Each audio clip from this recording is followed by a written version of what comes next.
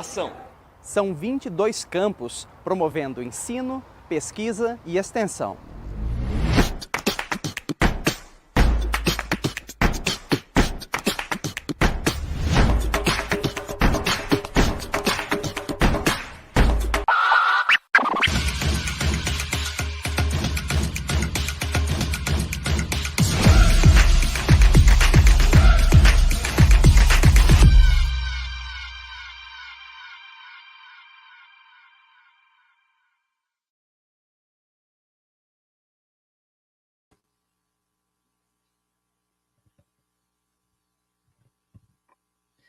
Caríssimos, boa tarde. Sejam todos e todas bem-vindos. O Instituto Centro, em parceria com o Departamento de Formação e Práticas Educativas CEFEAB-PROEM, tem a honra de realizar a Semana Pedagógica com a palestra Didática e a Pedagogia Histórico-Crítica, o trabalho pedagógico na educação profissional. O evento será em formato híbrido, sendo transmitido pelo canal youtube.com/IFSC Comunicação e presencial, com a participação dos servidores do Campus Jaraguá do Sul, RAL. Convidamos a diretora de ensino, Juliana Coelho de Mello, para a abertura do evento.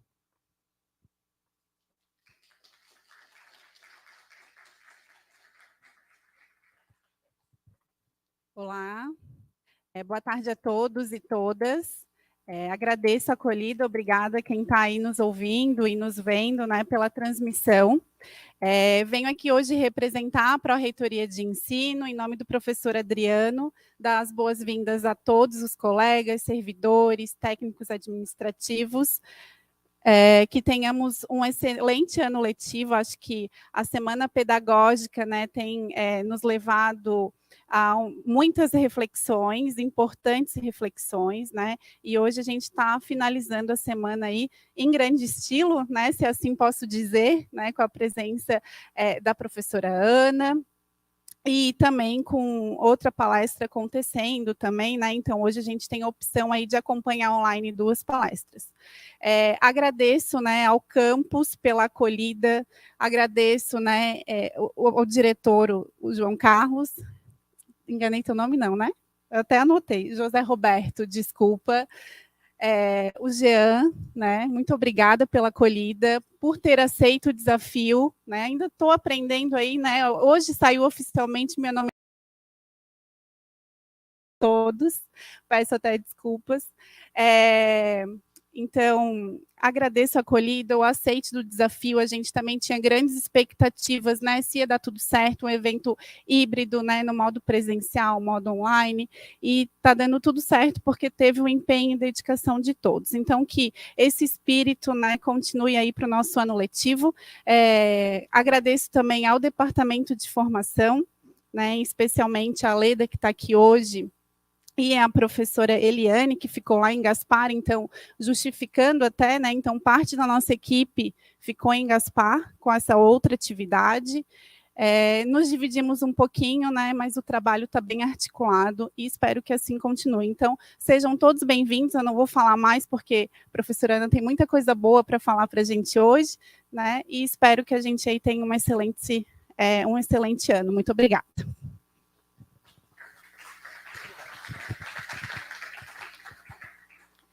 Convidamos a diretora de Laboratório de Ensino e Aprendizagem,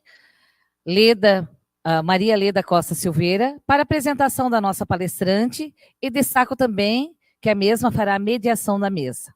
A todos, um excelente evento.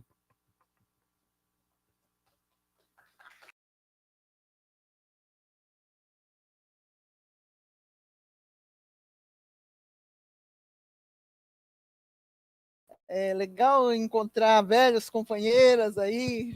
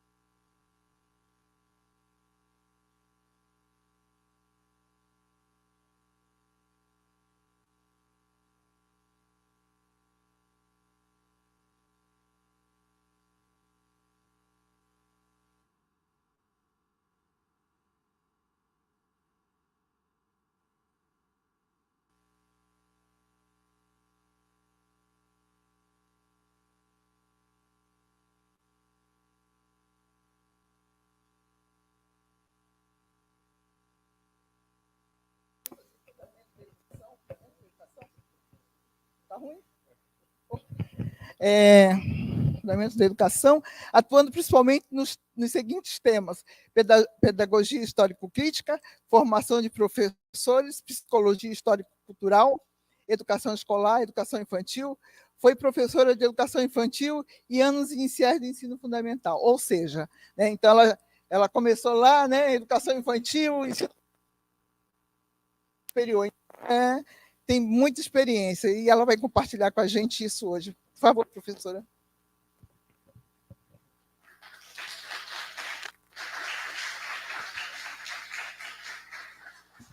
Boa tarde. Microfone tá bom? Estão me ouvindo bem? Então tá bom. Bem, muito obrigada pela recepção, por todas as providências, todos os cuidados aí para conseguir fazer acontecer esse momento.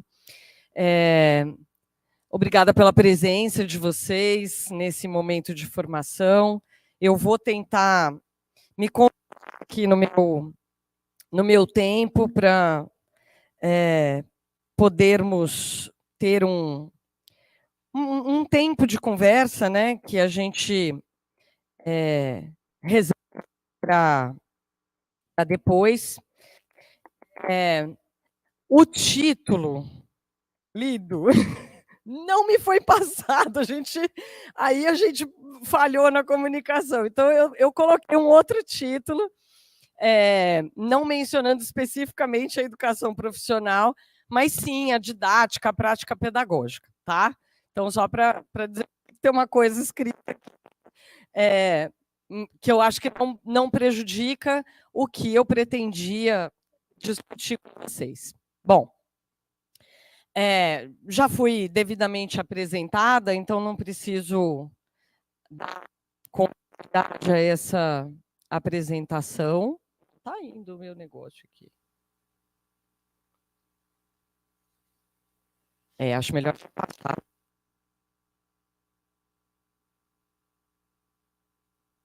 Foi você que passou daí, mas toda organização de prática pedagógica, toda organização daquilo que a gente planeja dentro de um coletivo, de um curso e assim por diante, precisa construir. Então, a execução, a organização pedagógica tem como uma premissa o planejamento. E aí eu coloquei 2 destaques.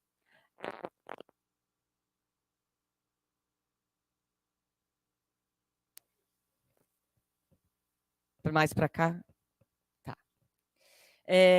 Então, a prática pedagógica, eu dei um destaque primeiro aí, a prática pedagógica, para ser planejada à luz da pedagogia histórico-crítica, precisa amparar-se nos seus fundamentos didáticos.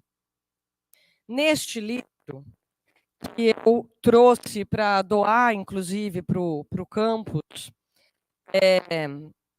que se chama justamente Fundamentos da Didática Histórico-Crítica, escrito a 6 mãos, professora Lígia Márcia Martins, professor Tiago Nicola Lavoura e eu.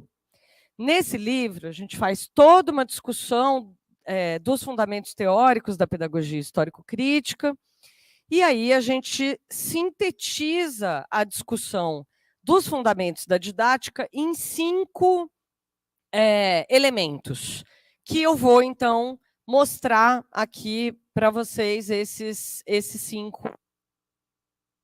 De baixo, que está planejamento, exige considerar a tríade conteúdo, forma, destinatário, sobre o que eu vou falar um pouquinho, de forma mais organizada, depois desses 5 elementos que estão ali no meio desse slide. Pode passar, por favor. Eu não sei se eu vou conseguir aqui. Não, nem tentei. Espera aí. Foi. Então, essa é a capa do livro que eu acabei de mostrar aqui para vocês. Esse livro é de 2019 e ele é resultado de 3 pós-doutorados, né, o produto, como eles chamam na hora que a gente entrega o relatório, de 3 estágios de pós-doutoramento, 2 do Tiago, um ele fez em Portugal e o outro ele fez sob supervisão da Lígia, e o meu pós-doutorado, que a Leda falou aqui da realização dele na Unicamp. Então, e a Lígia, que tem é a mestra de todos nós, tem uma trajetória aí de décadas de acúmulo de discussão no campo da educação, mais especificamente no campo da psicologia, e em função disso, então, esse livro eu gosto sempre de ressaltar que ele é o resultado de investimento do nosso tempo, do nosso trabalho em formação, com condições adequadas para se realizar em instituições públicas de educação, né? Tanto Tiago, que é professor da Estadual de Santa Cruz, em Ilhéus, eu na Federal do Espírito Santo, e a Lígia, que até se aposentar era professora da Universidade Estadual Paulista, a Unesp. Agora foi. Então, primeiro fundamento, a didática histórico-crítica caracteriza-se por uma atividade lógica, não pode ser desconsiderada. Isso significa que falar em didática na perspectiva da pedagogia histórico-crítica não é falar meramente de um procedimento de organização de plano de aula, não é falar na organização de uma sequência didática, não é falar de o plano para aula 1, para aula 2, para aula 3, muitas vezes, inclusive, confundindo-se essa dinâmica didática com uma explicação que o professor Dermeval Saviani começa a explorar no Escola e Democracia, e depois ele vai desenvolver isso em várias outras obras, tratando do método dialético, e aí ele vai explicitar como que o método dialético é a nossa sustentação, né, a nossa base para a organização da pedagogia histórico-crítica e do seu método pedagógico, mas que não é um passo a passo, não é uma sequência de passo 1, prática social, passo 2, problematização, passo 3, instrumentalização. Não, essa confusão tem acontecido, por isso que no primeiro fundamento eu já estou falando em relação a essa problemática. A pedagogia histórico-crítica, para a gente pensar nos seus fundamentos didáticos, a primeira coisa que a gente precisa ter em vista é não descolar aquilo que a gente pensa como didática dos fundamentos teórico-metodológicos desta teoria pedagógica, que tem uma dimensão ontológica, portanto, enraizada na ideia de que o ser humano exerce uma atividade que o diferencia de todas as outras espécies, que é o trabalho. Trabalho não é o emprego que a gente tem, o trabalho é a nossa capacidade de transformar a natureza para colocar a natureza a nosso serviço. E ao fazer essa transformação, ao termos essa capacidade de transformar a natureza para colocá-la a nosso serviço, a gente, então, também transforma a nós próprios, o próprio ser humano, porque o ser humano também é natureza. Então, nesse processo, a gente desenvolve o ser humano. Desenvolvemos criamos o mundo da cultura e desenvolvemos o próprio ser humano como um ser social também, um ser cultural também. Então, dá para dispensar essa dimensão ontológica. Fundamento, a didática histórico-crítica assume dialeticamente transmissão de conteúdo como núcleo fundamental. Ora, se a gente está falando de teoria pedagógica, o aspecto pedagógico não pode se tornar secundário, como muitas vezes acontece. Por incrível que pareça, por mais contraditório que isso possa parecer, né? A dimensão da escola, num conjunto de teorias, eu falei sobre elas ontem, não vou repetir aqui essa exposição, mas tem um conjunto bastante diversificado, teórico, metodológico, e trata de questões pedagógicas, mas que não enfatiza, sublinha ou prioriza o seu próprio aspecto pedagógico. A importância de que a escola com uma... Então, esse núcleo fundamental que precisa ser pensado a partir da transmissão de conhecimento... Olá. Vamos ver se agora melhora. Ter como núcleo fundamental disso a transmissão de conteúdos é importante para a gente ressaltar o seguinte: transmitir conteúdo não deve ser confundido com passividade do processo educativo.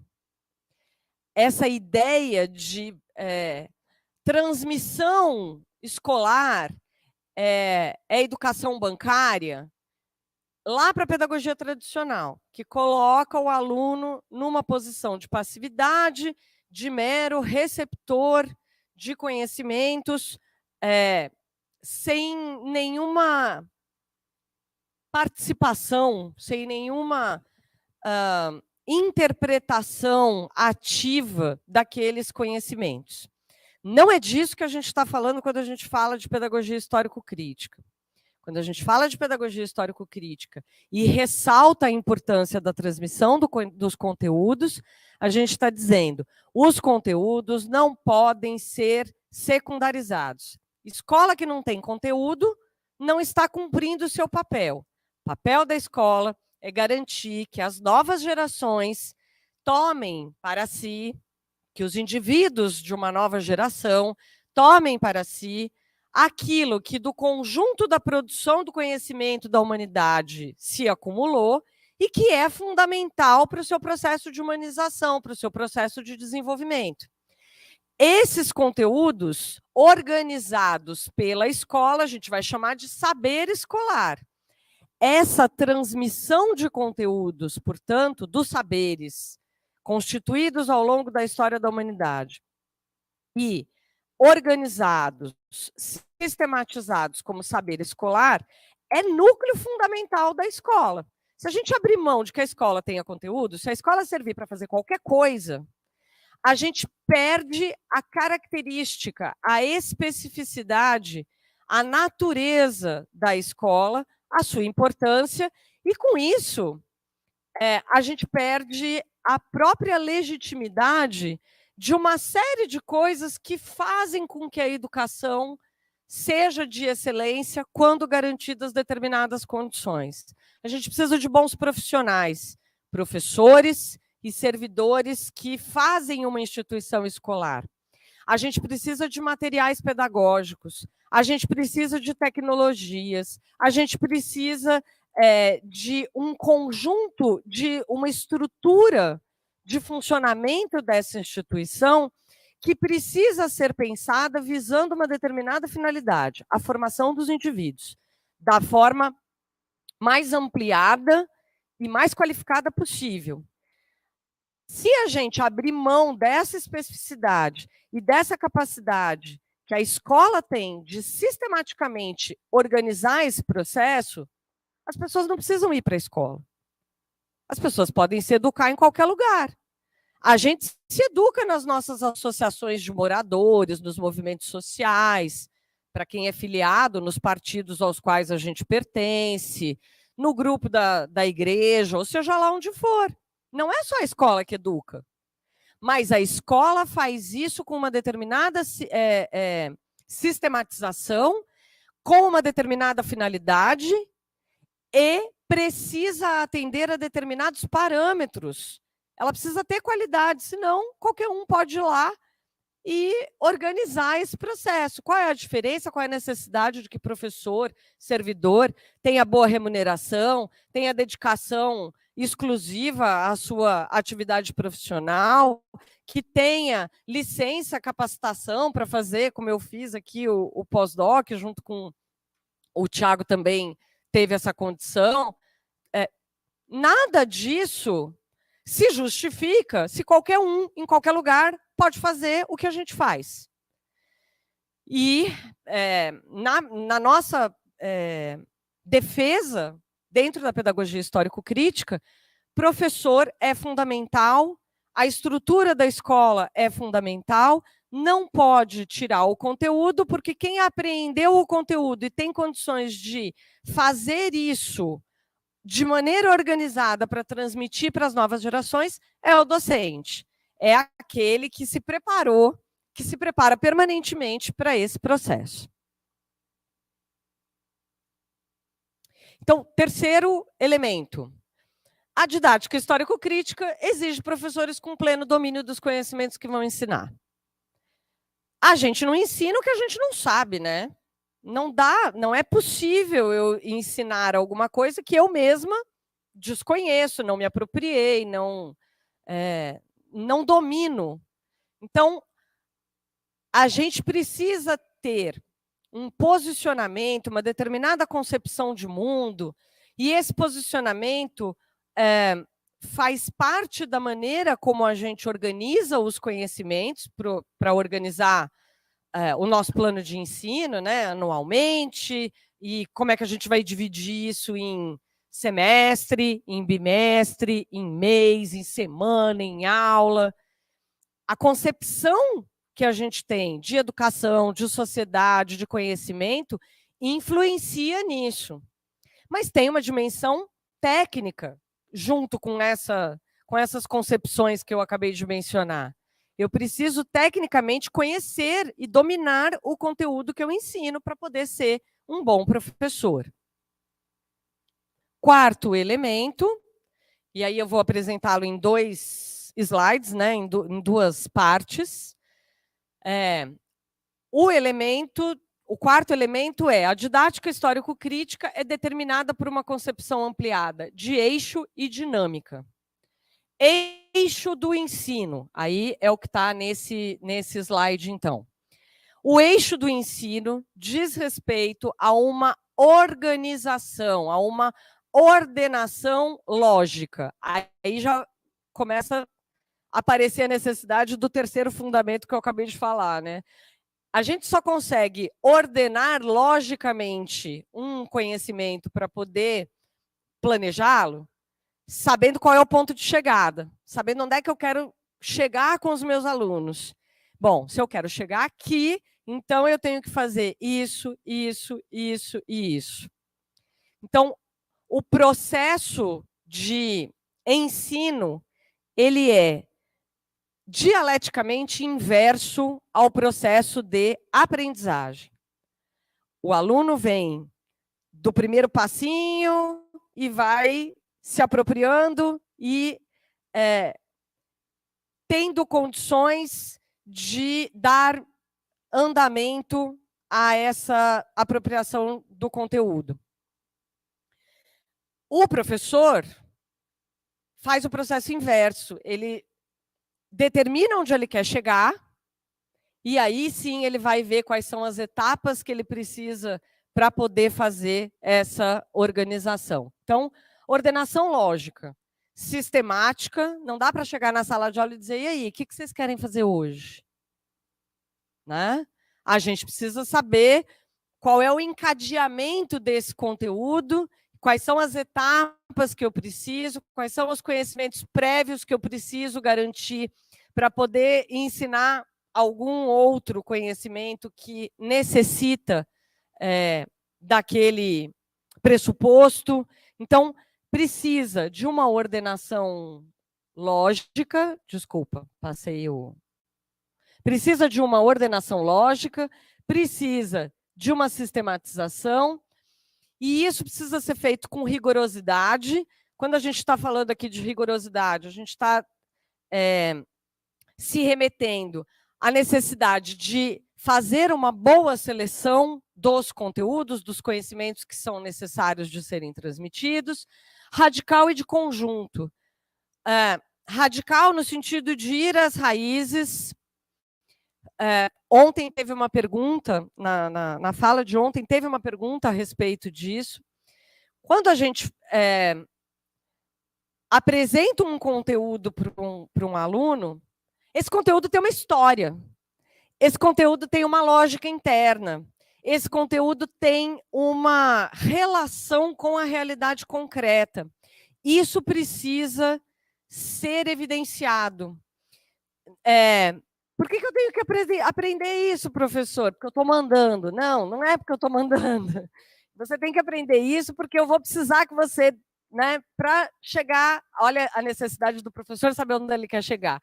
Para eu poder chegar lá no final do ano e ter ensinado tais coisas, eu vou precisar que vocês dominem essa etapa.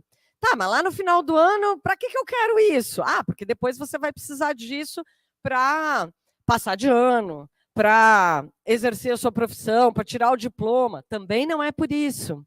É também por isso. Isso faz parte do processo de escolarização. Mas não é só por isso. Porque, de repente, a pessoa está fazendo um curso, e aqui tem os cursos técnicos, né? A educação profissional. Então, às vezes, a pessoa faz aquele curso, mas depois ela vai fazer outra coisa da vida. Mas então ela não precisava, né, ter feito aquele curso, porque em que ele contribuiu uma vez que ela foi fazer outra coisa da vida?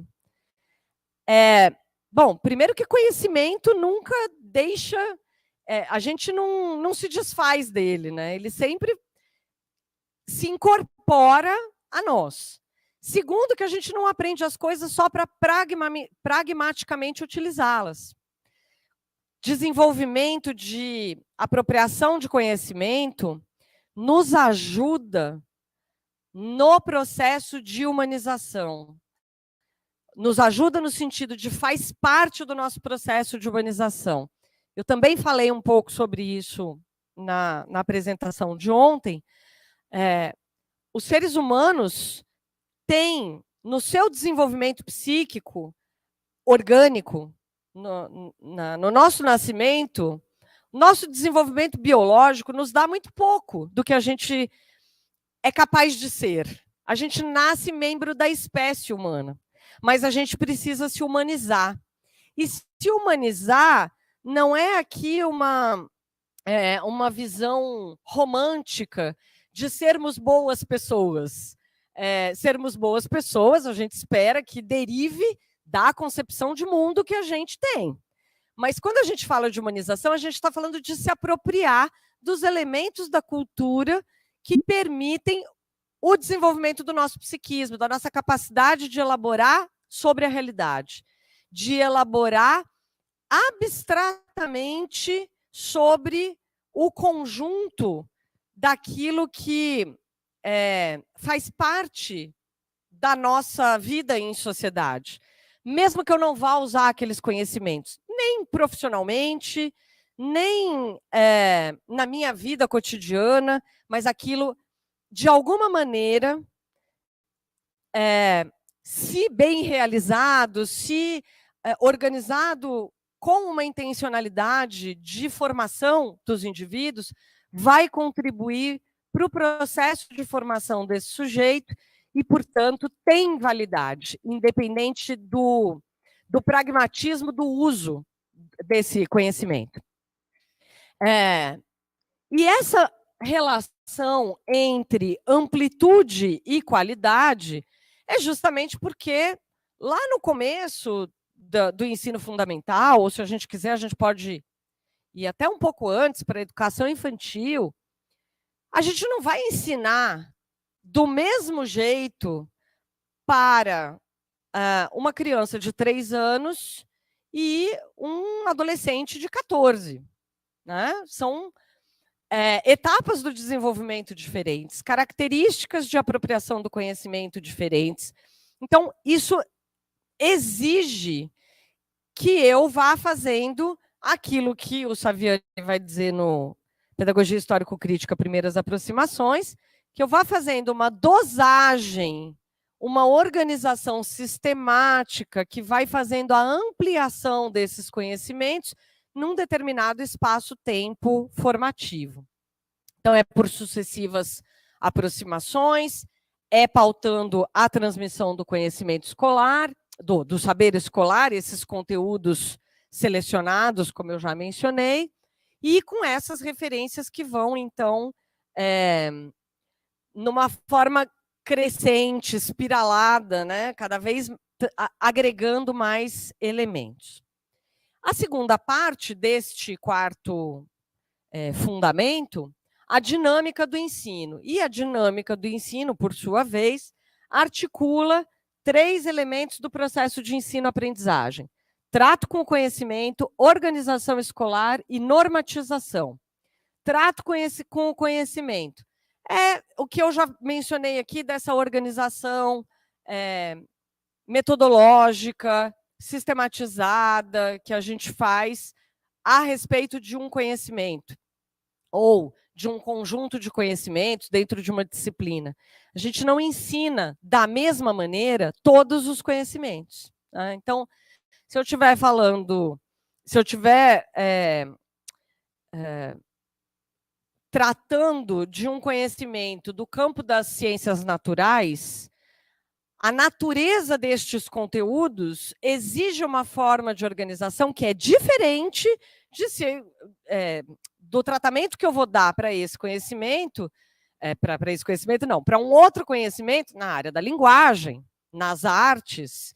Então, a natureza do conteúdo determina, então, esse modo lógico e metodológico que a gente organiza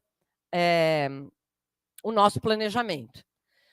A organização escolar. Bom, quais são as condições espaço-temporais que eu tenho? Eu tenho 50 minutos de aula, uma vez por semana, e isso vai ser determinante, não é de menor importância. Isso vai afetar o primeiro item lá, o trato com o conhecimento. Então, eu preciso saber qual é o espaço que eu tenho, ou seja, eu só tenho a sala de aula, ou eu tenho laboratório. A natureza do meu conteúdo precisa da integração de outros espaços educativos para a melhor execução e transmissão dos meus conteúdos. Então, o espaço e o tempo que eu tenho precisam ser considerados nessa dinâmica do ensino. E a organização, a normatização escolar. Bem, aí vai desde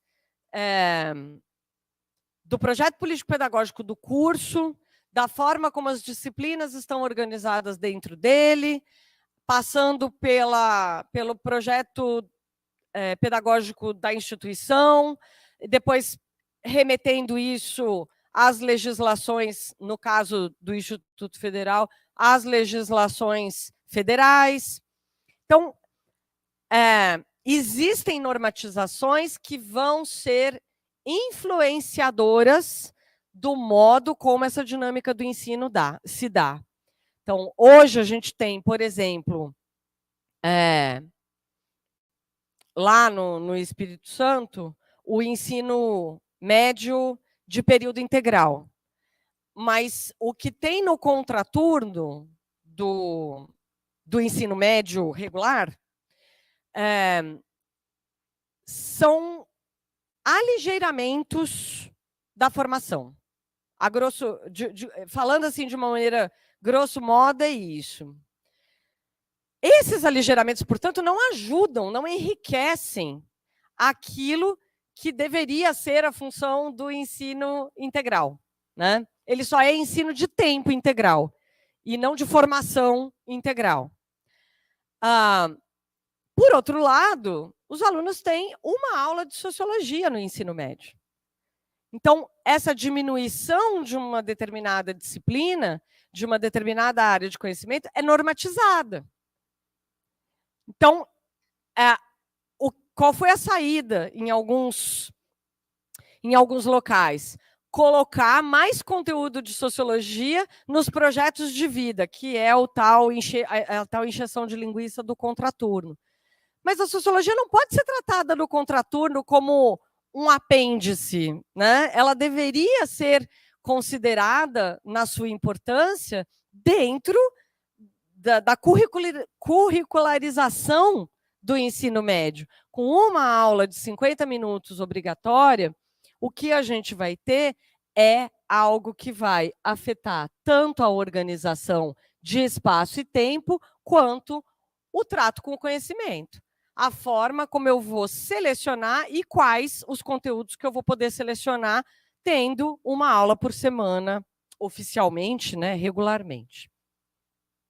E o último fundamento, a didática histórico-crítica reconhece ensino e aprendizagem, já mencionei aqui, né, a lógica inversa, como percursos lógico-metodológicos contraditórios e inversos, mas no interior de um movimento único. Não existe ensino sem aprendizagem, não existe aprendizagem sem ensino. Mas o percurso lógico-metodológico de um é o inverso do outro. Eu tentei trazer uma figura que está no livro, e que, de longe, assim, nunca fica muito bom para ler, né? Mas, enfim, o que a gente tem aqui? Ó, prática social. É o que está a essência do todo. Porque prática social não é a minha prática de vida, não é o que eu faço individualmente, não é a minha concepção de vida prática. Prática social é muito mais abrangente, ela é a forma como estão sintetizadas as relações num dado momento histórico. Então, todos nós aqui estamos, de uma maneira ou de outra, envolvidos na mesma prática social. Dentro dessa prática social, a gente vai ter uma prática com uma determinada adjetivação, que é a prática pedagógica. Essa prática social, então, olhando para o seu arcabouço da educação escolar, a gente tem o ensino inversamente à aprendizagem. Então, aqui, até pela própria organização da figura, vamos falar com aspas, né? Porque não dá para falar de movimento dialético com rigidez, assim, de é isso e só isso. A gente sempre tem o movimento como uma categoria fundamental, mas vamos pensar no processo de aprendizagem de baixo para cima e o processo de ensino de cima para baixo. Então, para os alunos, o processo vai da síncrese, um todo desorganizado, caótico. Eu sei, mas eu não sei por quê. Eu já ouvi falar, mas eu não sei explicar. É uma maneira de conhecer a realidade superficial. E isso é o ponto de partida dos nossos alunos. É essa visão sincrética que é o ponto de partida da aprendizagem. E aí, por meio do processo de apropriação dos conhecimentos, ele vai, então, avançar dessa síncrese em direção a uma síntese. Eu vou, então, agora ter uma forma de compreender um determinado conteúdo de maneira mais orgânica. Eu consigo olhar os elementos que compõem aquele fenômeno de uma maneira que não é mais aparente. Eu consigo compreender quais são as múltiplas determinações desse fenômeno. Então, eu consigo olhar para isso de uma maneira mais sintética. Esse processo da síncrese à síntese, ele se realiza por meio da análise. Esta análise, que acontece no processo de educação escolar, portanto, precisa considerar objetivos de ensino e, a partir desses objetivos, né, a partir do para que ensinar, eu vou ter o conteúdo, o que ensinar, o destinatário, a quem ensinar, a forma, como ensinar, e isso também está relacionado às condições, como eu já mencionei. Este processo de análise da síncrese à síntese, a análise que liga, né, que faz a mediação aí entre a síncrese para poder transformá-la numa síntese, necessita que a gente, então, problematize os conhecimentos, verifique quais são os elementos fundamentais da nossa prática social que precisam ser problematizados. Problematizar não é fazer pergunta para o aluno, o que você sabe? Você conhece isso? Não. A gente até pode fazer perguntas para eles, não está errado também, é um procedimento de ensino, beleza. Mas problematizar é problematizar os conhecimentos que a gente tem, aqueles que a gente precisa ter e quais são as implicações de um determinado conhecimento da realidade concreta. Então, problematizar não é meramente fazer perguntas para saber o que o aluno sabe sobre alguma coisa. Instrumentalização é justamente quais são os elementos que eu preciso oferecer para o meu aluno, de modo que ele tenha as ferramentas, os conteúdos, que ele conheça, que ele domine, que ele tenha um repertório, numa ideia de um espiral crescente, como eu havia falado antes, que vai, então, permitir respostas para aqueles problemas da prática social que a gente identificou. Mas acontece que não tem um momento que eu problematizo e outro momento que eu instrumentalizo. No momento em que eu estou dando as minhas aulas e problematizando a prática social e instrumentalizando com os conhecimentos, novas problematizações acontecem. Então, por isso que é um movimento dialético, não tem uma sequência, acontece primeiro a aula da problematização, que eu vou fazer pergunta, depois é a aula da instrumentalização, que eu vou dar o conteúdo, vou passar na lousa, vou pedir para copiar, vou dar a prova. Não, a prova entra depois nessa brincadeira que eu estou fazendo aqui. Então, vou fazer exercícios e tal, e aí depois ele vai ter aprendido. Não tem uma linearidade.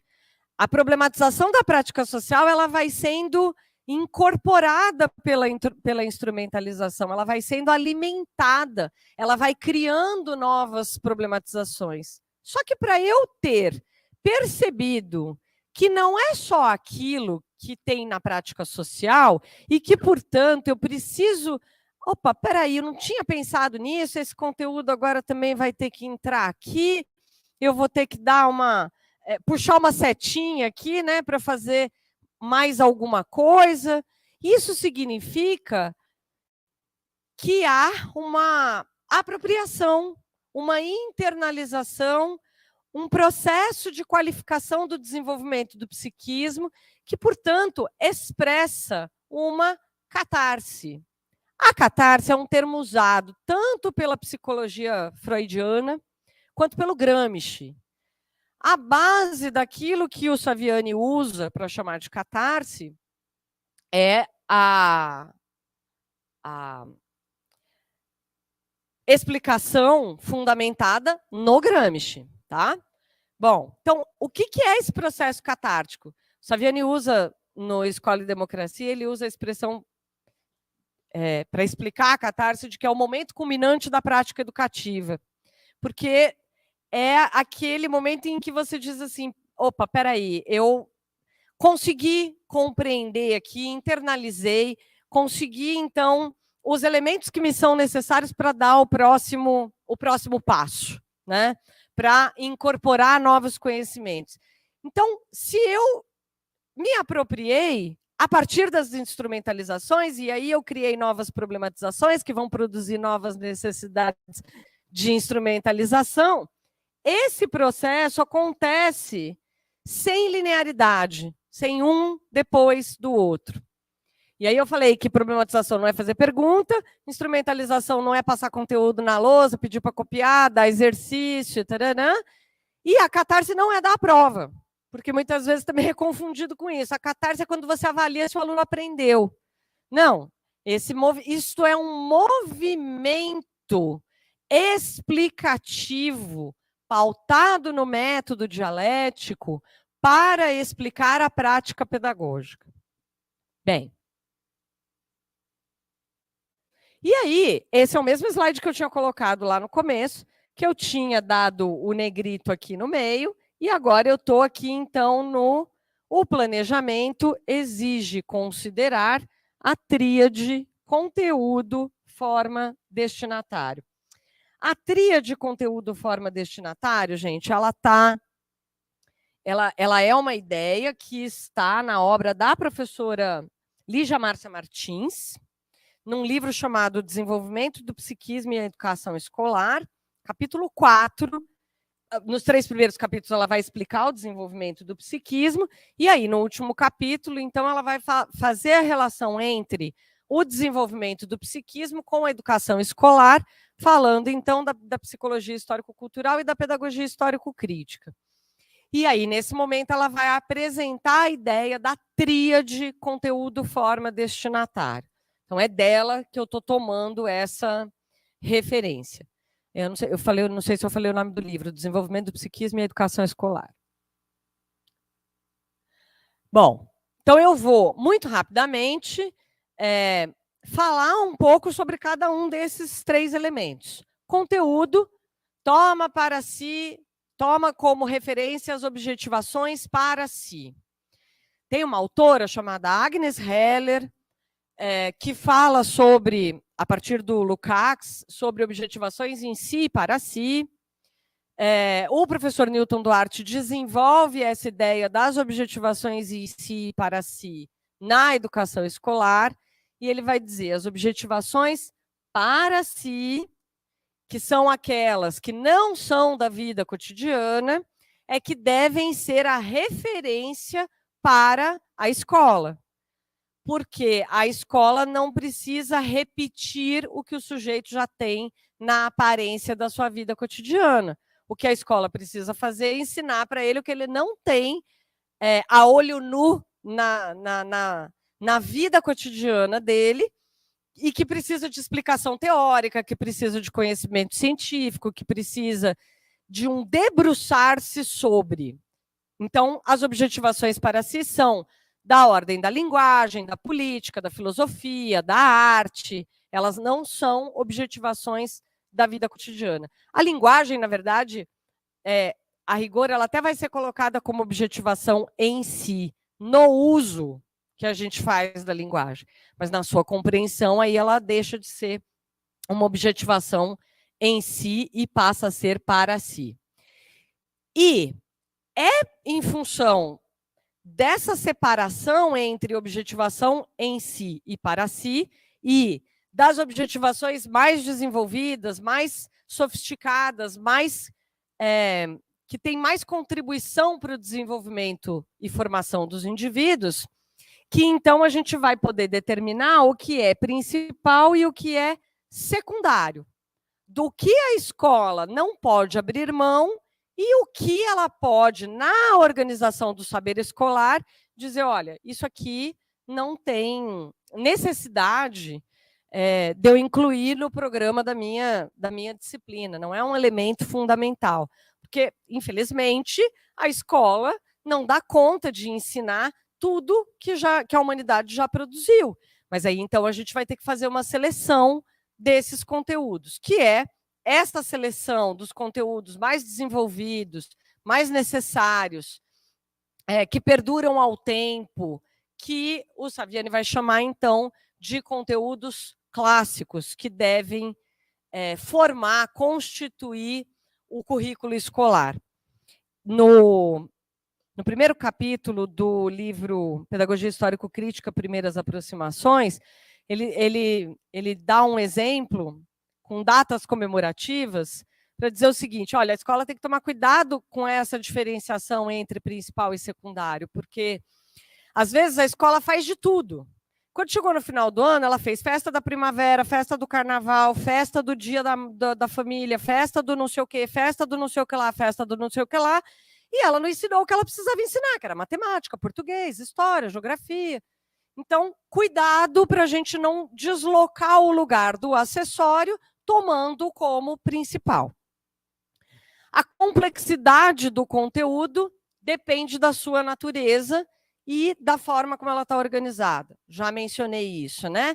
A gente vai aumentar o grau de complexidade ao longo da organização do processo de escolarização. Por isso que o processo educativo, ele tão melhor será sucedido pela etapa, né? A sua próxima etapa vai ter mais sucesso quanto mais coletivamente a gente organizar isso. Porque se eu organizo o plano, eu dou aula no 4º período, por exemplo, do curso de pedagogia. Se eu organizo a minha disciplina no 4º período, sem considerar o que os alunos já fizeram e o que eles ainda vão fazer, mais difícil fica de fazer sentido numa formação de pedagogos e pedagogas, como é o curso que eu estou exemplificando aqui, né?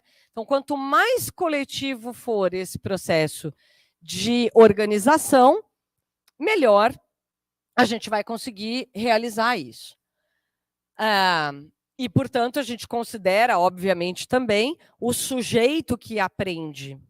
Não vou ensinar com as mesmas ferramentas sujeitos que estão em momentos de desenvolvimento e de possibilidade de apropriação dos conhecimentos diferentes. Estou falando de comparação, não é assim, essa turma não está preparada. Eu já vou até dar uma cutucada nisso.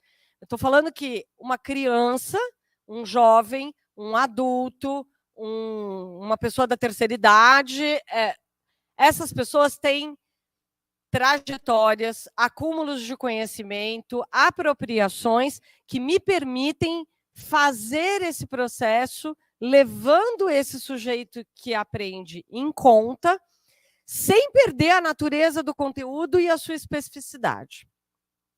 Mas quando eu estava dizendo isso, o parênteses que eu quero fazer aqui é a expectativa da escola tem que ser que todos se desenvolvam. Então, cuidado para a gente não dizer assim, eu vou lá, dou minha aula. Tem uns que prestam atenção e aprende, tem outros que não prestam atenção e não aprende. Problema dele. Não é problema dele. É problema nosso. É problema da escola. Porque a gente faz o trabalho educativo para que todos se desenvolvam. E se a gente está tendo problema com o envolvimento dos alunos no trabalho pedagógico que a gente está realizando, a gente vai precisar resolver esse problema. E quanto mais coletivamente a gente resolver esse problema, melhor, né? Porque a gente vai precisar olhar por que isso está acontecendo e resolver esse problema. É muito comum, como eu trabalho fundamentalmente com o curso de pedagogia, o curso de pedagogia forma professores da educação infantil e anos iniciais do ensino fundamental. Então, é muito comum que os estudantes, quando já estão lá fazendo as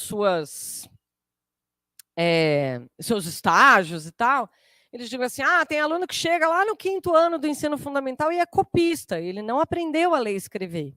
Infelizmente não só no 5º, às vezes no 9º, né? Eles vão passando e são copistas. Aí eu vou pegar a estrutura, porque o pedagogo ele é professor até o 5º ano, mas ele pode ser coordenador pedagógico no Espírito Santo, chama-se pedagogo, é o mesmo nome da profissão, a pessoa que exerce a função de coordenação pedagógica. E aí o pedagogo pode, então, quem tem a formação em pedagogia pode, então, exercer essa função de coordenação no Fundamental 2 e no médio. Então, eu sempre pego a educação básica como um todo para dar o exemplo, né? O sujeito chegou lá no 3º ano do ensino médio como copista. Aí o professor do terceiro ano do ensino médio diz assim, mas isso não é problema meu, né, gente? Porque não era para chegar no terceiro ano do ensino médio desse jeito. Então, mas também não é do segundo, que também não é do primeiro. Bom, então isso daqui não devia ter vindo para o ensino médio. Esse é o problema lá do ensino fundamental. Aí o pessoal do ensino fundamental 2 diz assim, não, mas isso aqui também não é problema nosso, não. Porque como é que o aluno passou para o sexto ano sem estar alfabetizado, de fato, sendo copista? A alfabetização é um processo que tem que acontecer nos primeiros anos do ensino fundamental. Então, esse é o problema do primeiro ao quinto. Aí o pessoal lá do primeiro ao quinto, o do quinto diz que devia ter acontecido até o terceiro. O do terceiro diz que não, que devia ter sido entre o primeiro e o segundo no máximo. O do primeiro fala, poxa, mas esse sujeito não fez a educação infantil, chegou aqui, não sabia nem o que era um lápis, não conhecia as cores, não sabia pegar objetos. Como que eu vou, né, conseguir alfabetizar essa criança nessas condições e tudo mais? A educação infantil tinha que ter trabalhado essas coisas para trazer aqui para o ensino fundamental já com determinados preparos. Aí chega lá na educação infantil, a educação infantil diz assim, pois é, mas acontece que essa criança vem de família desestruturada. Eu estou procurando a estruturada faz tempo, tá? Porque, assim, problema em casa todo mundo tem, né, gente? E a realidade desses indivíduos que são chamados de famílias desestruturadas, essas crianças não escolheram ter problemas na família dos mais diversos. E elas não podem ser colocadas como, ela tem problema em casa, então a escola está liberada de garantir a aprendizagem dela. Uai, se fosse assim, então, de novo, não precisa de escola. Se o problema de lá de casa influencia de tal maneira que na escola eu não posso fazer nada, então a gente está abrindo mão do nosso lugar de instituição que tem uma função específica. Aí, bom, não é a família estruturada, que não é família desestruturada. É porque tem transtornos. O TDAH é bastante comum, bastante utilizado, né? Precisa de laudo. Aí pega o menino com 3 anos e mete um laudo de diagnóstico de TDAH para dar remédio para controlar o comportamento de uma criança que nada mais precisa do que se desenvolver. Eu não estou dizendo que o TDAH não existe, que não tem situações em que a gente precise de um acompanhamento. Acontece que isto não vem de uma determinação meramente biológica. Quando a gente fica procurando fora da escola o problema da escola, o problema da aprendizagem, vou voltar aqui na figurinha, quando a gente fica procurando fora da escola o problema da aprendizagem, a gente está abrindo mão da nossa função. E aí, onde é que recai? Se não era problema da escola, do ensino médio, nem do Fundamental 2, nem do Fundamental 1, a educação infantil também não. Onde recai o negócio? Na família e no próprio indivíduo. Quando eu digo que o problema é do indivíduo, eu estou dizendo que o problema é dele, não tem nada que a escola possa fazer por ele. Cada um vai aprender, uns vão aprender, outros não vão. Eu tenho que dizer para vocês, se o sujeito chegou no ensino médio sendo copista, não era para chegar. Não deveria ser um problema para a gente lidar com ele no ensino médio. Mas se chegou, passou a ser problema nosso. E que nós vamos ter que resolver. Porque dar mais um empurrão com a barriga para frente, em nada vai ajudar esse indivíduo. Nós não vamos estar cumprindo com a nossa função se a gente só ficar empurrando, empurrando, empurrando e não encontrar respostas pedagógicas para problemas pedagógicos. Estar alfabetizado é um problema pedagógico que a gente tem que enfrentar, mesmo que ele, a rigor, não devesse ser problema nosso quando a gente chega lá no ensino médio ou no ensino superior. No ensino superior, não vou dizer para vocês que a gente tem copista, mas a gente tem muitos problemas de muitos estudantes com interpretação de texto. É uma realidade. E não adianta ignorá-la. Não adianta ignorá-la. Bom, então, o conteúdo, aqui onde eu estava,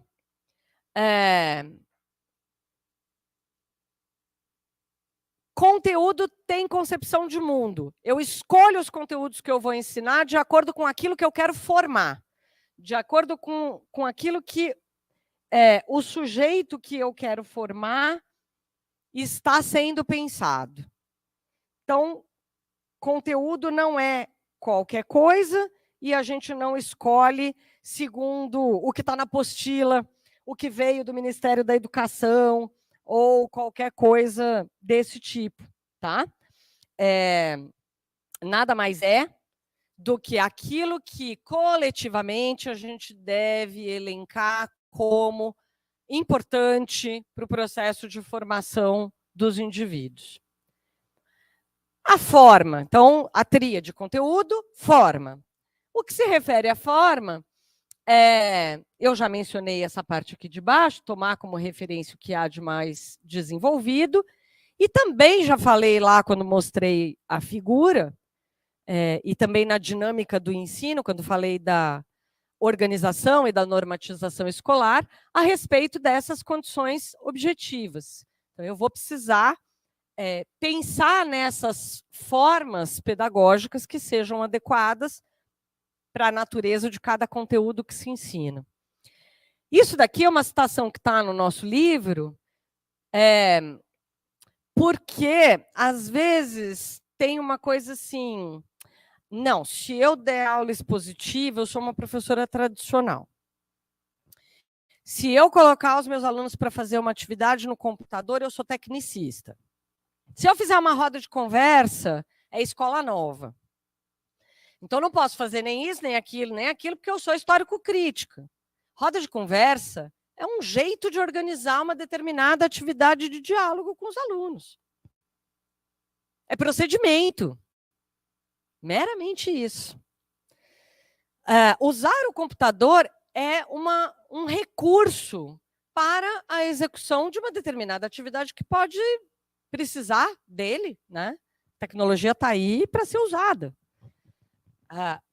Não em substituição às nossas aulas, ao nosso exercício de docência, mas não é porque eu levei os alunos para o laboratório de informática para fazer uma atividade com eles, que eu virei tecnicista. Né? Então, as formas pedagógicas são todas aquelas que estejam adequadas ao fim a atingir, a transmissão do saber escolar. Então, a pedagogia histórico-crítica tem uma forma? Não. E é aí que eu quero chegar, vou mostrar para vocês, só vou falar do destinatário para mostrar para vocês 3 quadrinhos, tá? Destinatário. Bom, destinatário é o sujeito, né? A quem se destina a organização do trabalho pedagógico. O destinatário precisa ser pensado na relação entre forma e conteúdo, visando o desenvolvimento desse sujeito, a quem se destina, o destinatário, portanto.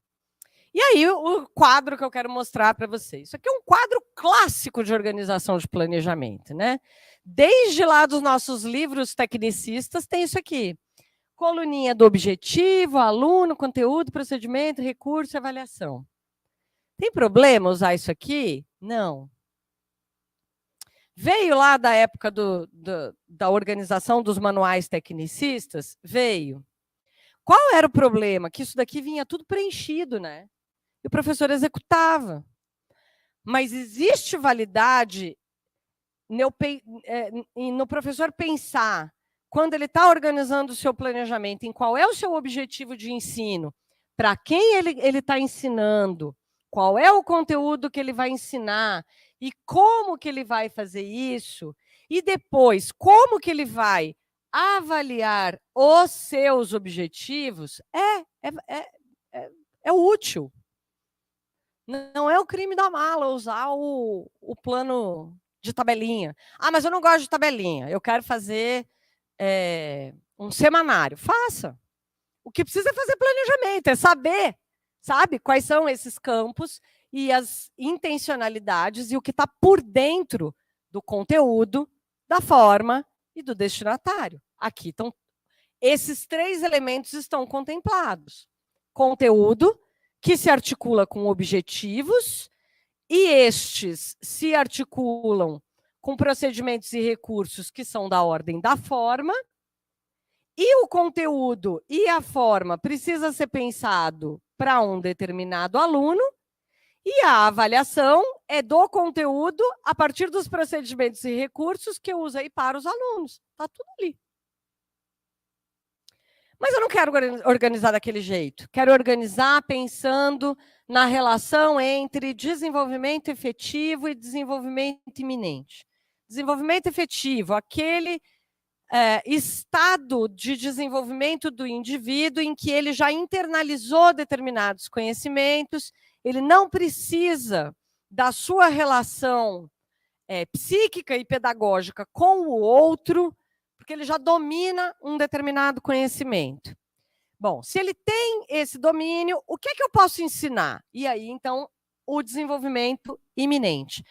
A gente vai encontrar isso na literatura, nos textos, nas traduções dos textos do Vygotsky, muitas vezes como área de desenvolvimento próximo, proximal, ou zona de desenvolvimento próximo ou proximal. Tem o livro de uma professora chamada Zoia Prestes, é a tese de doutorado dela. O livro se chama Quando Quase Não é a Mesma Coisa, e ela faz um cotejamento entre as obras do Vygotsky em russo e no português. E aí ela vai fazer várias observações a respeito de determinados termos utilizados e vai chamar a atenção que o termo mais adequado para o que o Vygotsky quer dizer não seria nem próximo nem proximal, mas iminente. Por isso que eu estou usando aqui, então, esse termo. Bom, então, aqui eu tenho a caracterização desse desenvolvimento efetivo, já internalizado, já dominado, a finalidade relacionada a um conteúdo, então, conteúdo e objetivo, então, aqui. Procedimentos e recursos, a diferença é que lá estava em 2 colunas, aqui está numa só. Então, eu tenho conteúdo, tenho forma, tenho finalidade relacionada a conteúdo, avalio nesta relação de conteúdo-forma e tenho destinatário quando eu caracterizo o desenvolvimento do indivíduo aqui. Então, não é só este amarelo que eu mostrei antes, que é válido, pode organizar de outro jeito, não tem problema. E aqui, portanto, eu tentei descrever o que é cada um desses campos. Então, eu tenho objetivo e conteúdo na rubrica, vamos dizer assim, do conteúdo na tríade. Procedimentos e recursos na forma, mas aqui eu estou falando de ensino. Os alunos, então, o elemento destinatário da tríade. E a avaliação, que é de uma relação entre conteúdo, forma e destinatário. Quando eu estou falando de objetivo, eu estou falando de por que ensinar alguma coisa. Quando eu estou falando de conteúdo, eu estou falando de qual é o meu objeto de ensino, o que eu vou ensinar. Esta relação entre objetivo e conteúdo, eu preciso justificar segundo pressupostos teóricos. Segundo pressupostos teóricos pedagógicos e da minha área de conhecimento, da natureza do conteúdo. Por que aquele conteúdo se justifica como importante? Na forma, que eu coloquei aqui como forma em ensino, para destacar que aqui também tem forma, né? É o como fazer. Considera lá a relação espaço-tempo, considera quais são os materiais que eu preciso para desenvolver a minha prática pedagógica, e que, portanto, estarão justificadas pelas condições objetivas que eu tenho, e não só condições objetivas, mais natureza do conteúdo, mais destinatário. E, por fim, no que se refere ao primeiro bloco aqui, né, os alunos, qual é a faixa etária, qual é a seriação, qual é a caracterização do desenvolvimento, e por isso eu coloquei aqui a atividade guia, que é um assunto que não dá tempo de eu tratar aqui hoje. Tem um livro bastante detalhado sobre a periodização do desenvolvimento, que se chama A Periodização Histórico-Cultural do Desenvolvimento Psíquico, organizado pela professora Lígia Márcia Martins, Ângelo Antônio Abrantes e Marilda Gonçalves Dias Fassi. Eles falam da periodização do desenvolvimento desde o nascimento até a velhice. Esta atividade guia precisa ser considerada, então, quando a gente fala aqui do destinatário. Bom, esta tríade, na hora de avaliar, vai precisar que eu indique quais são os critérios avaliativos e que eu diga quais são os recursos e procedimentos que eu vou utilizar para avaliar.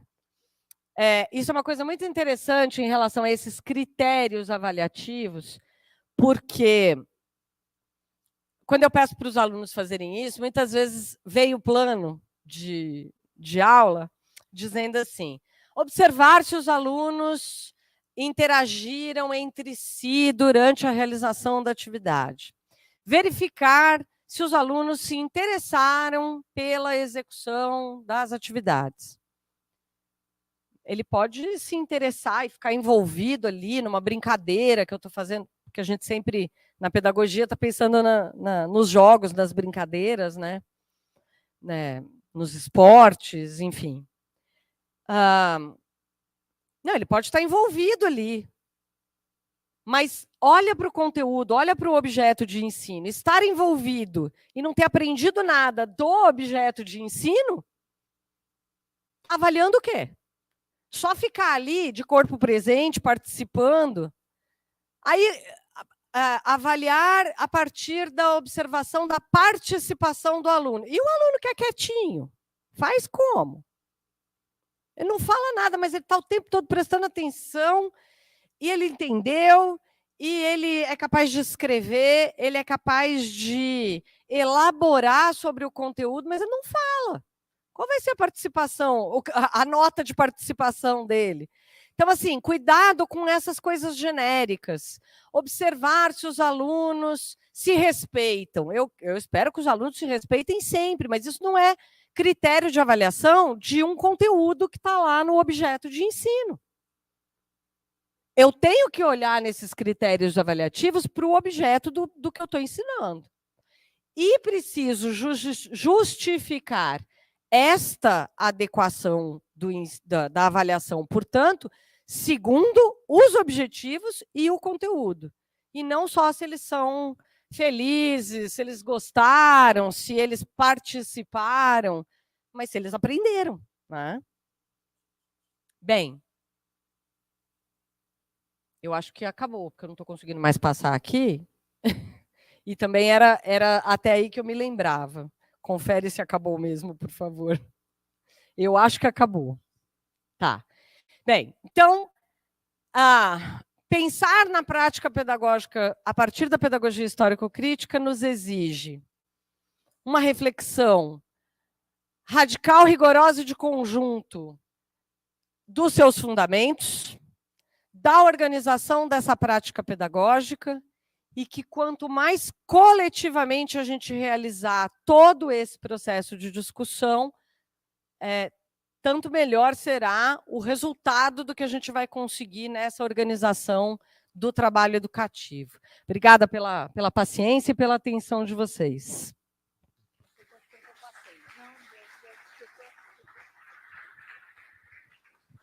Agora vamos às perguntas. A gente vai usar a seguinte ideia aqui, ó.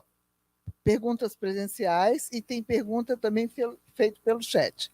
Então, aqui tem uma pergunta, mas a gente vai... Pois é. Eu acho que aqui na frente funciona melhor. Eu esqueço disso. Posso ficar aqui? Tá. Então, perguntas. Alô, alô.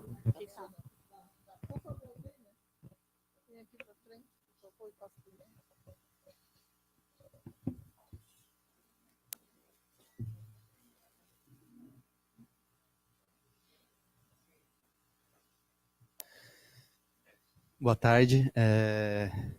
Parabéns pela exposição. Tá funcionando. Bom, minha pergunta é simples, mas eu queria que tu falasse um pouquinho como que tu vê a pedagogia histórico-crítica nesse século XXI, com essa aceleração do tempo que a gente está vivendo hoje, né? Então, assim, esse problema geracional que o Mannheim já trabalhou.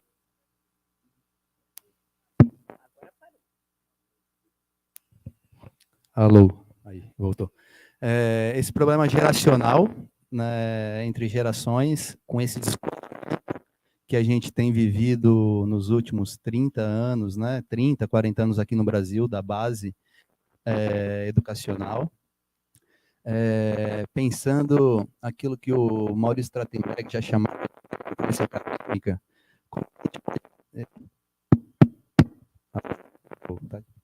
Bom, vou falar assim. Como que o Maurício...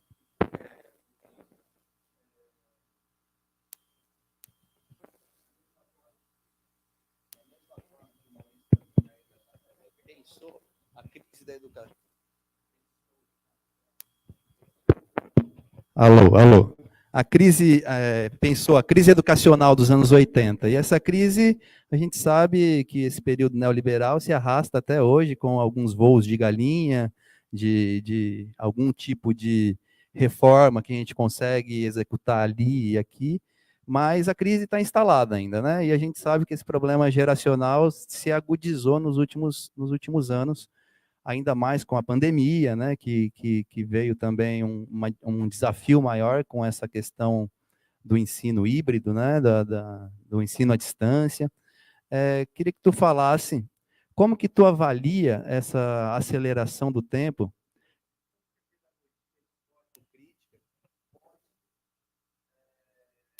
dá uma perspectiva e um horizonte, né, porque ao mesmo tempo que ela também não se deixe levar pela, vamos dizer assim, que ela não se deixe levar pela reprodução daquela perspectiva positivista que ainda se encontra na educação, ainda hoje. Às vezes a gente percebe vários problemas, né, em várias questões do problema educacional. A retórica histórico-crítica, mas o cerne positivista tradicional. Lógico, né? A lógica positivista. Eu não vejo problema nenhum. Né? Eu acho que o positivismo já deu uma contribuição muito gigante para esse país, mas ao mesmo tempo é uma coisa que fica maquiada, né? Até que ponto que é histórico crítico, né? Até que ponto que a crítica pode permear os debates, né? Pode fazer com que a educação consiga dar um outro norte, um outro sul. Como é seu nome? João. Eu vou ficar aqui para tentar fazer funcionar o microfone. João, obrigada pela pergunta. Bom, no tempo de uma resposta aqui, né? Porque dá para a gente conversar, o resto eu vou embora só amanhã, meio-dia, né? Dá para ficar aqui. Assim, primeiro, acho que tem uma questão de... Eu falei sobre isso ontem, tem uma ilusão de que a gente vive num mundo muito acelerado e que o conhecimento é provisório e que ele é descartado muito rapidamente, tarará. E que como ele é muito provisório e é descartado muito rapidamente, então a gente, na verdade, não precisasse se apropriar de muito conhecimento, porque ele vai ser descartado mesmo, né? Isso é uma ilusão. E ontem eu falava sobre isso. Existe uma diferença entre informação e conhecimento. O que a gente tem hoje, de forma bastante acelerada, é informação. Traduzir isso em conhecimento são outros 500. E eu diria que, no último período, a gente, na verdade, regrediu no que se refere à própria informação. Porque agora a gente também tem que ser muito mais sofisticado para escolher até mesmo a informação, porque o que a gente vê circular de informação que não é científica, verificada, verdadeira e etc., não está no pedaço. Então, acho que esse é um primeiro ponto, assim, da gente... Porque esse discurso de não, os conhecimentos são muito acelerados, é uma maneira de esvaziar o conteúdo da escola, de dizer que a escola não precisa ensinar muita coisa, porque, na verdade, aquilo vai se descartar mesmo, né? E não pode ser essa a nossa lógica. Por outro lado, então, você fala, né, da crise que, bom, está aí, está colocado, não é de hoje. A pedagogia histórico-crítica nunca foi hegemônica, então, portanto, ela nunca dominou as políticas educacionais, as ideias pedagógicas no Brasil.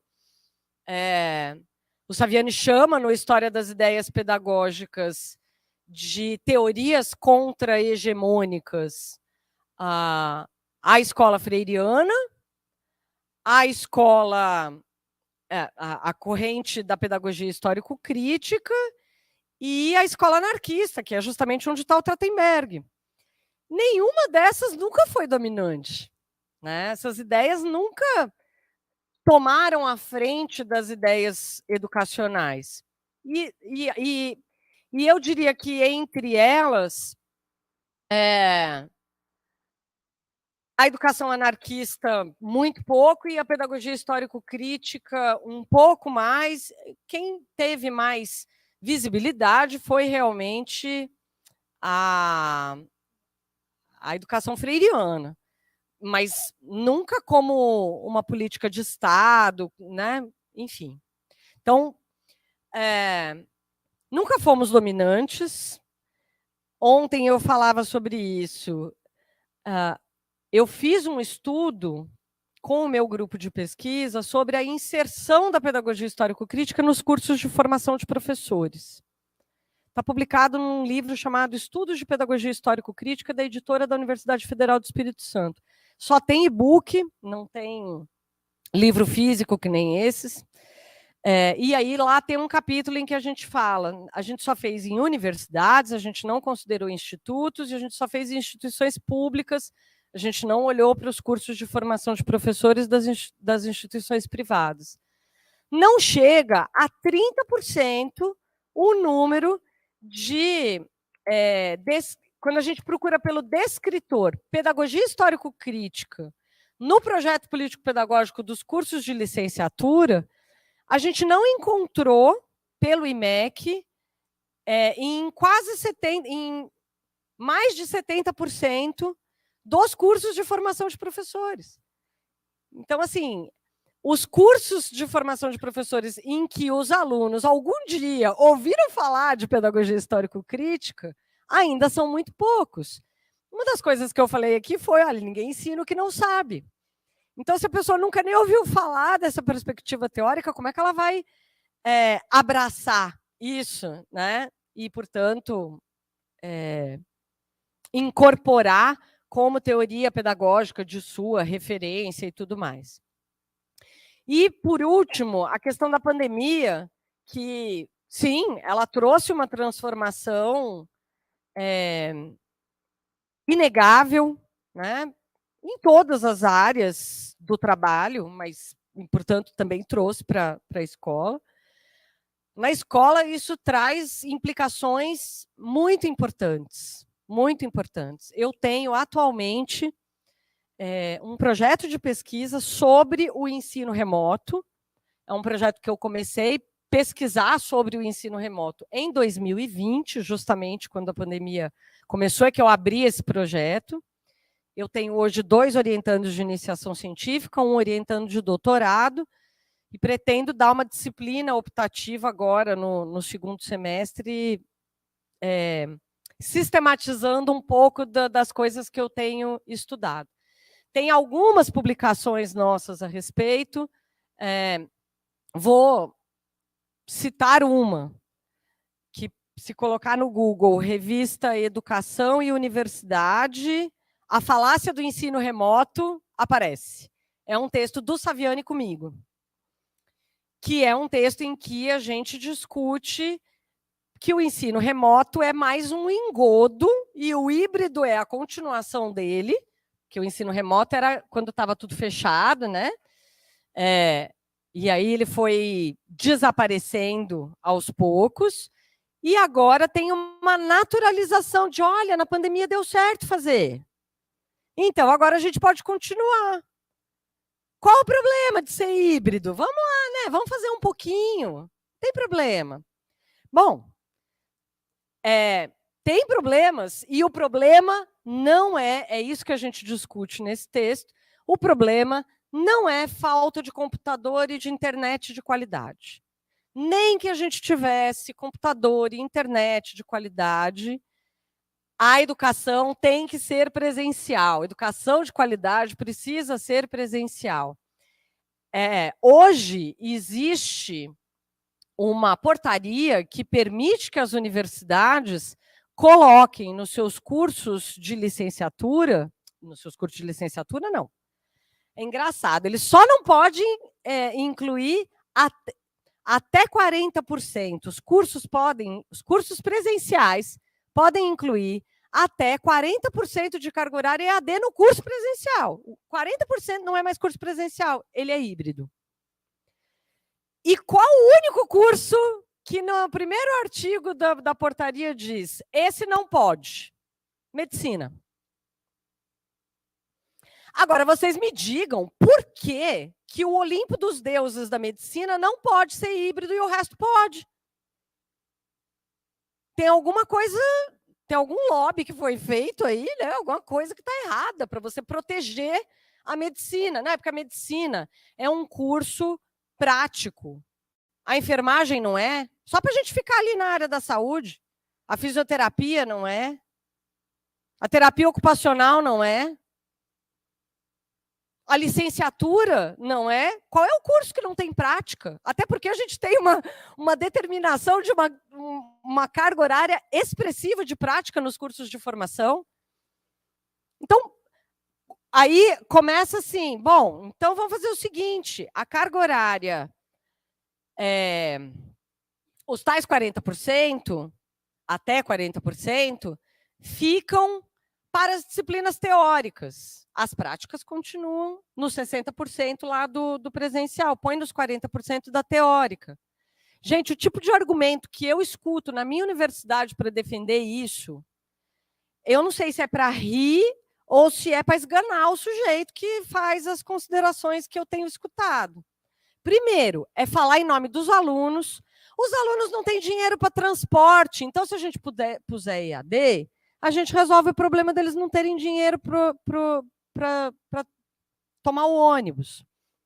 Os alunos não têm moradia, então se puser uma parte das disciplinas, eles podem ficar em casa, lá na cidade dele, aí ele vem só em alguns dias, ou ele concentra as disciplinas do curso num semestre, que ele pode ficar lá, ele não precisa ficar no campus do curso. Os alunos não têm assistência estudantil para todo mundo, né? Os alunos não têm, mesmo no RU, que é mais barato, eles não têm dinheiro para comer no RU, então é melhor ele ficar em casa. Caso ele não come. Então, percebe? A argumentação não tem nenhuma justificativa pedagógica. Não tem nenhum lastro para dizer assim, pedagogicamente é bom, vai dar certo. Então, o ensino híbrido, como uma categorização, como uma nova modalidade de ensino, é para a gente levantar a orelha, ficar de cabelo em pé e prestar muita atenção no que está acontecendo, tá, gente? Muita atenção com o que está acontecendo. Ainda não está regularizado. Na minha instituição, a gente não fez a discussão, os cursos não implantaram esse até 40% nos cursos. Choveu, alagou a cidade lá do campus do curso. Gente, hoje a aula é remota porque a cidade está alagada. Não, gente, chuva não é motivo para aula remota. Acabou a energia no campus, aula remota. Não, gente. Não é assim que é para, né, a banda tocar. Porque aí a gente vai naturalizando e enfraquecendo isso. Agora, nós não somos tecnofóbicos, tá? Nós não temos uma versão de tecnologia. Nós estamos aqui fazendo uma atividade presencial com transmissão virtual. O STED-BR, que é o grupo de pesquisa do professor Saviani, faz aulas virtuais por videoconferência lá da Unicamp, transmitida para o Brasil inteiro, anos antes da pandemia. Não é esse o problema. O problema é você diferenciar um curso de formação de um curso de extensão, de uma transmissão, de uma atividade eventual que você realiza, uma complementação que você dá para a sua atividade de sala de aula a partir de uma exposição tecnológica. Agora, substituir a relação professor-aluno, que pedagogicamente não dá para substituir, vem com esse discurso de porque a escola parou no século XIX. Se uma pessoa lá da Idade Média, acho que eles não falam da Idade Média, tem uma frase muito famosa, né, que diz que se alguém viesse de outro século para olhar o mundo moderno, não ia reconhecer os hospitais, não ia reconhecer os equipamentos, não ia, mas a escola ia reconhecer porque ela é igualzinha. Ela é igualzinha para você, eu não acho que ela é igualzinha, eu acho que a gente se transformou, eu acho que a gente pode avançar, a gente pode ter esse lastro sem perder de vista conteúdo, forma, destinatário, adequado às novas demandas, às novas realidades, sem precarizar e intensificar a atividade docente, inclusive. Porque quando eu digo não tem energia na universidade, vou dar aula em casa, eu estou precarizando o meu trabalho, eu estou colocando o trabalho dentro da minha casa, com os meus recursos, com os meus equipamentos, com a minha internet. Quantos professores... Eu estava na presidência do sindicato na época da pandemia. Quantos professores vieram dizer para mim que tinham mudado seus planos de internet porque estavam dando aula em casa? E a internet dele em casa não era boa. Mas a partir do momento que ele teve que fazer isso de casa, ele precisou melhorar o plano de internet dele. E intensificou. Se vocês entrarem lá no site da Associação dos Docentes da UFES, que é a nossa seção sindical, a ADUFES, a gente fez 3 volumes sobre o trabalho em ensino remoto. E a gente fez uma pesquisa com os professores. Eu não me lembro se quase 70% ou quase 80% dos professores ou estavam trabalhando de 8 a 10, ou estavam trabalhando mais de 10 horas diárias no período da pandemia. Então, a gente intensificou as nossas atividades, porque para a gente cumprir 40 horas, eu deveria trabalhar até 8. E as pessoas não estavam trabalhando até 8, elas estavam trabalhando de 8 a 10 ou mais de 10. Quase 35% mais de 10. Aí, quando você pega esse dado e olha para o assédio, as pessoas que dizem que sofreram situações que elas caracterizam como assédio são as pessoas que estão trabalhando mais de 10 horas por dia. Então, é muito complicado a gente tirar toda essa discussão e dizer assim, não, a tecnologia é legal, nós vamos dar aula híbrida e está tudo certo. Porque ela não vai substituir o presencial. O que na minha instituição agora está acontecendo também, para terminar, prometo, os alunos que fizeram as disciplinas XYZ durante a pandemia precisam agora de aula de reforço, porque o que fizeram durante a pandemia não deu conta e agora eles precisam fazer de novo. Mesmo não sendo disciplina prática, que em tese a tal teórica podia ser online, né? Não, está aí agora. O resultado disso é que nós estamos tendo que fazer segundo turno para as disciplinas que eles fizeram durante a pandemia. E o que tem de implicação disso as instituições não discutiram com suas comunidades acadêmicas para decidir qual era o melhor caminho. A gente entrou no ensino remoto. A gente não pode ficar sem fazer nada. Quem foi que disse que a gente estava sem fazer nada? Nós trabalhamos que nem doido na pandemia. O fato de não estar ministrando disciplina não significava que a gente não estava fazendo nada. E a gente podia ter feito coisa com os estudantes. Não era importante naquele momento a gente discutir a conjuntura? A gente discutir por que as instituições não tinham assistência estudantil? A gente discutir por que as universidades não tinham as estruturas tecnológicas? Isso tudo era importante. Mas a gente fez de conta que estava dando aula. A gente fez de conta porque agora o resultado está aí. Os próprios professores estão dizendo que os alunos precisam de reforço para as disciplinas.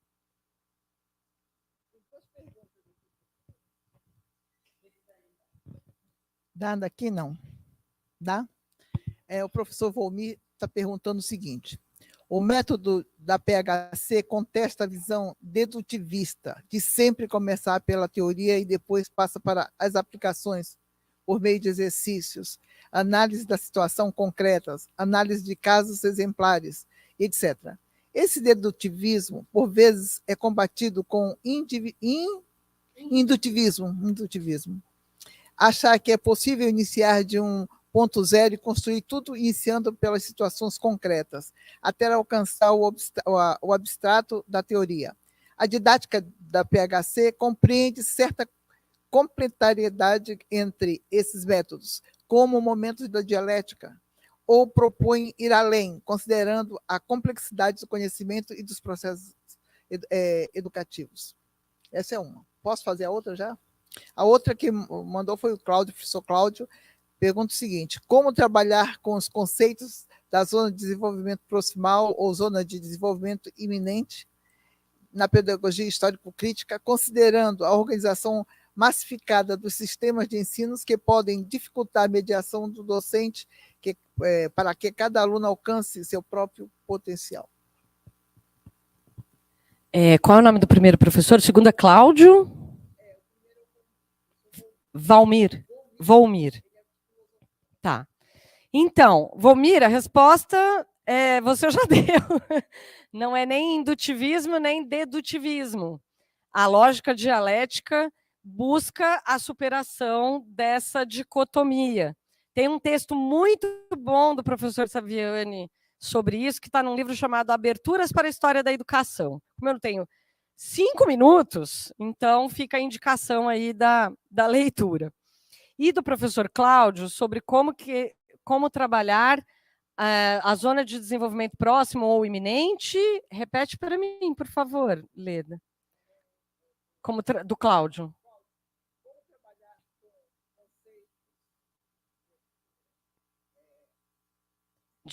Zona de desenvolvimento próximo ou iminente?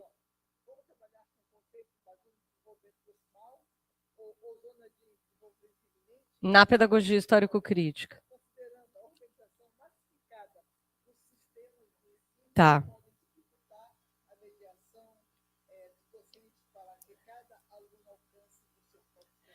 Pois é. Eu disse isso ontem também, Cláudio. Não dá. A resposta é não tem. Como fazer? Não tem como fazer. A lógica que pauta as políticas educacionais, não só brasileiras, mas também as nossas, de sistemas de avaliação em larga escala. Você faz um conjunto de perguntas, as pessoas que conseguem responder aquela pergunta estão bem preparadas, as que não conseguem não estão bem preparadas. Aí tem várias perversidades. Essa é uma lógica gerencialista, tá? Então, você prepara o aluno para fazer prova. A gente prepara o aluno para fazer prova no primeiro, no terceiro, no quinto, no sétimo, no 9º ano do ensino fundamental. Depois a gente prepara para fazer no ensino médio. Depois a gente prepara no ENAD, que é a saída, né, lá do curso superior. Aí o sujeito que organizou os conteúdos do seu currículo segundo o que vai cair na prova, ele tira a nota menor na prova, né? Aí ele tira a nota melhor na prova, faz lá propaganda no rádio, na TV, no outdoor, nas redes sociais. Nota 5 no ENAD. que quer dizer nota 5? O meu curso, quando eu estava na graduação, nós boicotamos o ENAD, então nós tiramos 0. Ué, mas eu acho que a nossa nota era 5, porque a gente boicotou. Então, assim, sistema de avaliação em larga escala serve para atender a quem? A quais interesses?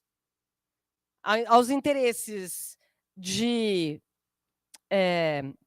classificação, de ranqueamento das escolas, das instituições, dos sistemas e assim por diante. Aí a escola A é a melhor do Brasil.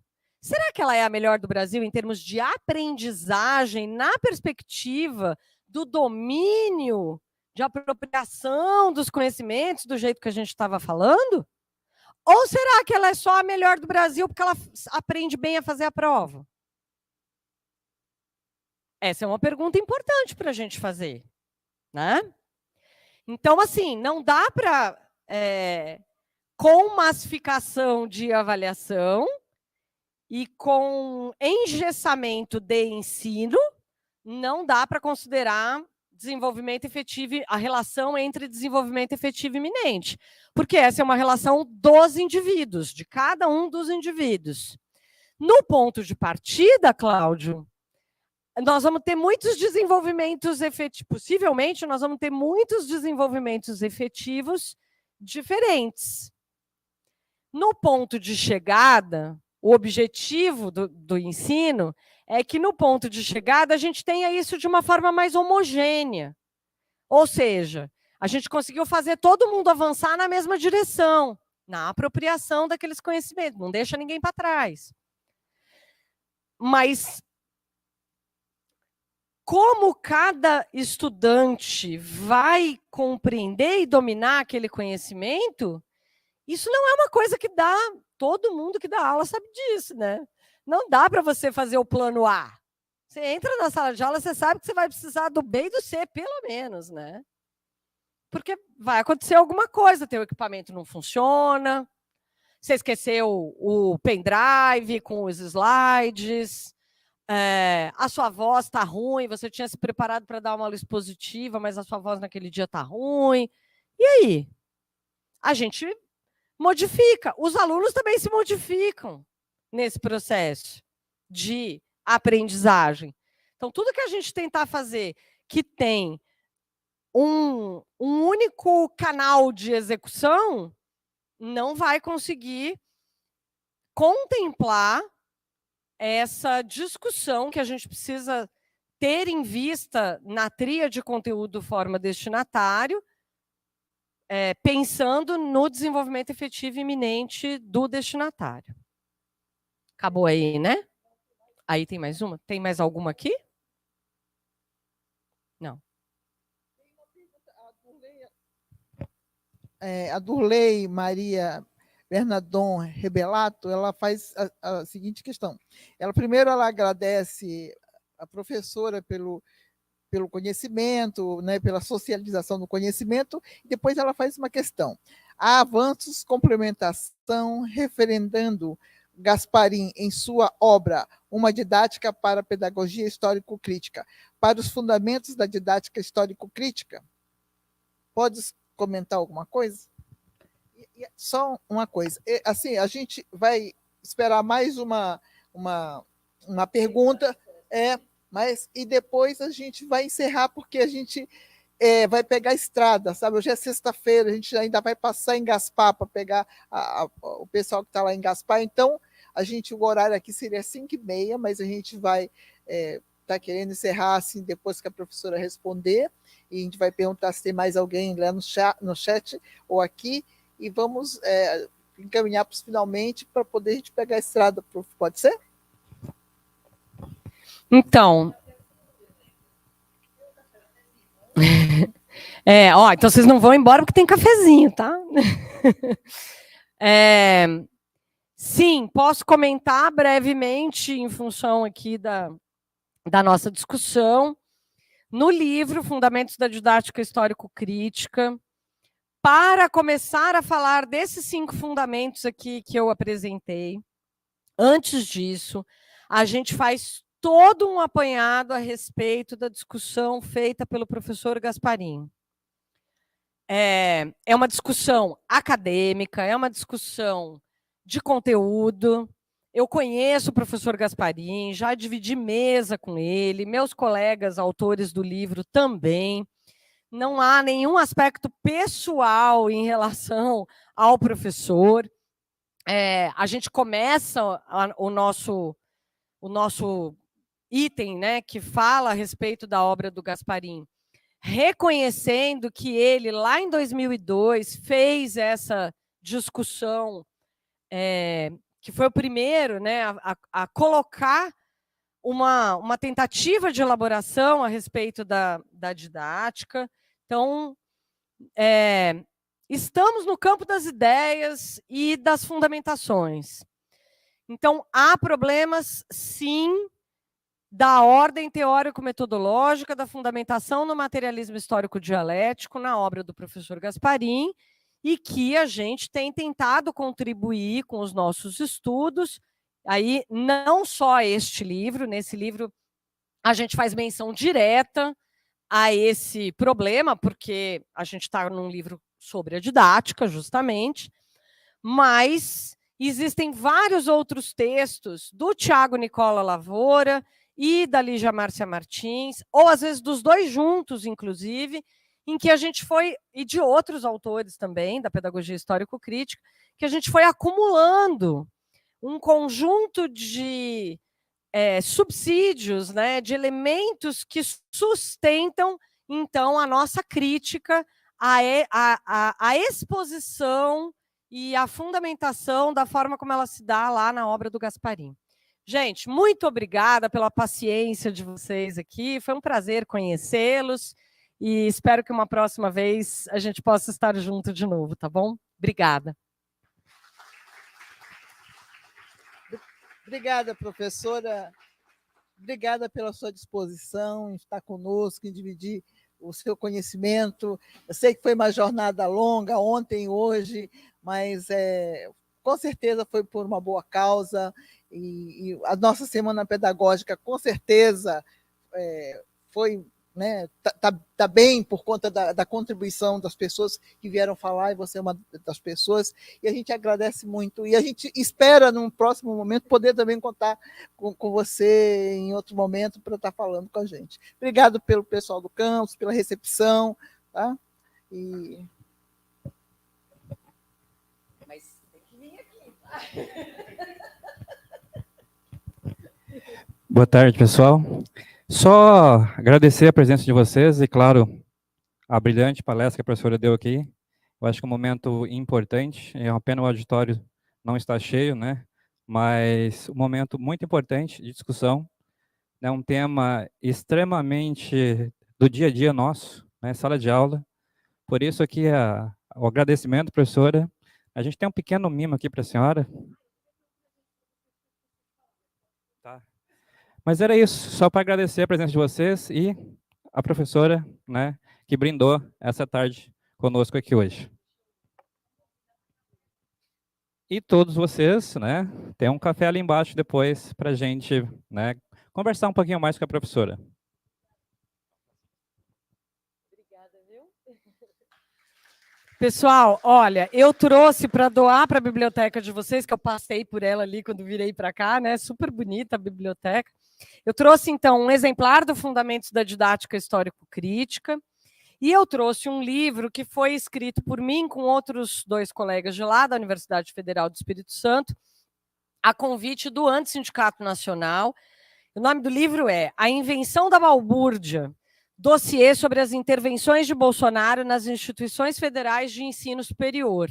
Então, a gente fez um levantamento sobre todas as instituições em que houve intervenção, a minha foi uma delas, inclusive. Não são todas, porque a gente terminou o livro antes do mandato, mas depois que a gente finalizou o livro, ele não nomeou segundo, terceiro ou fora da lista. Todos os que faltava nomear foram os primeiros da lista. Então, Esse material vai ficar, então, para a biblioteca, tem também disponível em e-book no site do Andes e da ADUFES. Eu trouxe só 3 livros desses, se alguém tiver interesse em adquirir, mas esses 2, de todo modo, são doações para vocês, tá bom? Obrigada.